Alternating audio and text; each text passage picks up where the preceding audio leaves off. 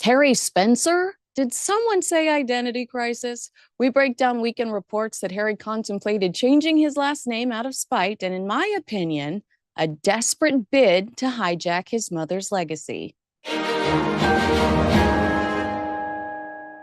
From Spare to Spencer, Prince Harry is a man adrift.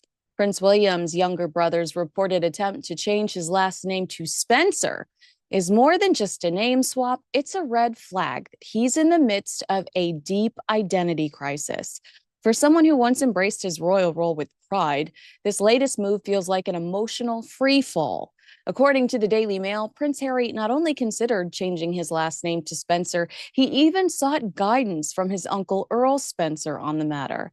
Insiders say Harold explored the possibility of adopting his late mother, Princess Diana's maiden name, which would have meant abandoning the Mountbatten Windsor surname. You know, the same name he shares with his kids, Archie and Lily. Though Meghan Markle recently claimed that their last name was Sussex now. It's always now. I always say Sussex now.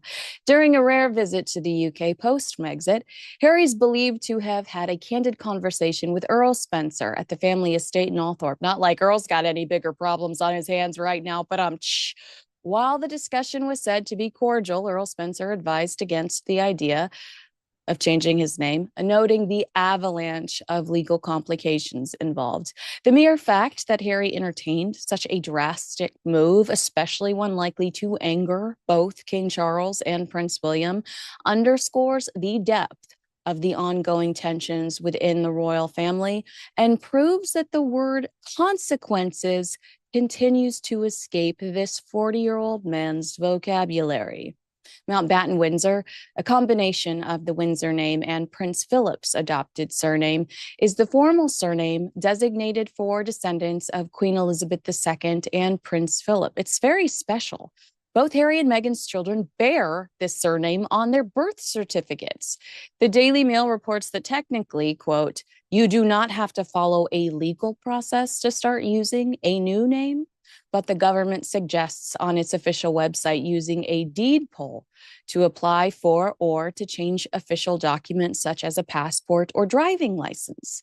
Aside from public and family backlash, the biggest consequence of legally changing their names would potentially be a disruption or removal of their fancy royal titles. Yes, an act of parliament is required, but any more hissy fits from Montecito and they might be poking the bear.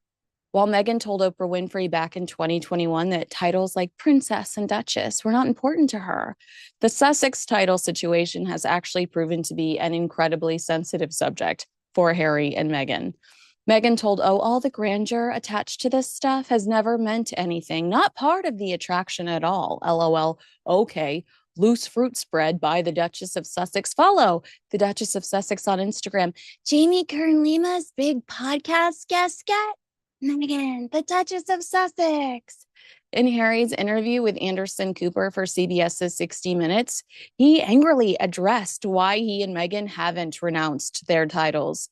When asked directly, Harry replied, and what difference would that make? Well, it would give an ounce of credibility to the horror stories you peddle about your family, but since you remain so eager to represent the royals through the use of your titles, it tells the world that they ain't that bad. It also makes you look greedy and shameless to slap your titles on everything from edible flower petals, I'm choking, to what will she sell next? Weight Watchers, like our girl Fergie? They were given their Sussex titles by the late, great Queen Elizabeth on the day of their wedding in 2018. Little did she know that they would make the last few years of her life a living hell, as well as violate the terms of the Sandringham Agreement, with Meghan sending swag around town to promote her brand, signed Duchess of Sussex. Meghan recently insisted her surname is Sussex now, correcting a guest on her Netflix series in episode 2 of With Love, Meghan, which was released in March. The 43-year-old allegedly former actress was joined by comedian Mindy Kaling. Meghan told her, it's so funny you keep saying Meghan Markle. You know, I'm Sussex now. The scene was unintentionally incredibly funny. Meghan Markle has only visited the county of Sussex once, If she's still searching for ideas for As Ever's relaunch in 2026, might I suggest bottling up some of that delusion? After stepping down as working royals, Harry insisted he wasn't walking away from his family, just from the system. But this, Harry Spencer, this is symbolic.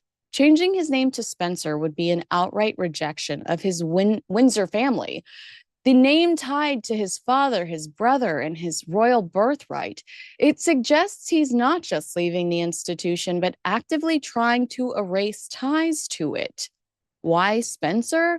Because it's Diana's name. It's romantic in a tragic sort of way, but it's also a fantasy.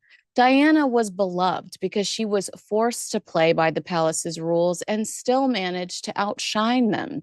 Harry had every privilege, platform, and PR army behind him, yet he keeps trying to rewrite himself as her second coming. The reality, he's not Diana. And clinging to her name doesn't change that. Meghan, even more so. In Tom Bower's book, Revenge, Meghan, Harry, and the War Between the Windsors, Bower detailed a tense meeting between the prince and members of Princess Diana's family. According to Revenge, Harry assumed that Diana's family and friends would see a similarity between Diana and his fiancée. However, Harry was reportedly so disappointed when Diana's family disagreed. No one agreed that his vulnerable mother had anything in common with his girlfriend, Bower noted. More discomforting for him, they thought Meghan would not fit in with the royal family. Though Diana's sisters didn't directly challenge the relationship, it was Charles who voiced concerns, Earl Spencer. The Earl advised Harry to avoid rushing into marriage. There are rumors that Prince William actually instigated this conversation. His advice provoked a bitter reaction, Bower wrote. This was going to be really hard. Harry would later reflect on establishing Meghan's place in the family. To me, this Spencer story reflects a broader pattern in Harry and Meghan's public lives. Their repeated use of Princess Diana's memory as a kind of emotional currency, whether it's referencing her in interviews, invoking her struggles in their media projects, or now reportedly wanting to adopt her last name. Diana's legacy has become a central pillar in how the Sussexes frame their own narrative. But instead of honoring her memory, they're leaning on it to legitimize their own choices and controversies, trying to tap into Diana's enduring popularity to boost their own image. Approaching his uncle, Earl Spencer, for name change approval shows Harry's desperately searching for belonging and legacy anywhere but with the Windsors. But the Spencers didn't raise Harry. They didn't mold his identity. It reeks of a man grasping for roots because he's cut off the very ones that shaped him. And I can't stress this enough. Rebranding isn't healing. You don't find yourself by changing your name, Rachel Meghan Markle, Sussex now, especially when the issue isn't the name, but the unresolved pain behind it. Harry seems stuck in a loop of blaming, rebranding, and running rather than doing the hard work of reconciling who he is without the titles, the cameras, or the family drama. If Prince Harry really is looking to become a Spencer, it's not just a name change. It's a cry for direction. For someone who's tried so hard to step into his own spotlight, he still seems to be living in someone else's shadow. That's not independence. That's being lost. From Spare to Spencer, right? Agree with me, disagree with me? Let me know in the comments below. Make sure you like, subscribe, and share this video with a friend. Thanks so much for watching. I'm Kinsey Schofield.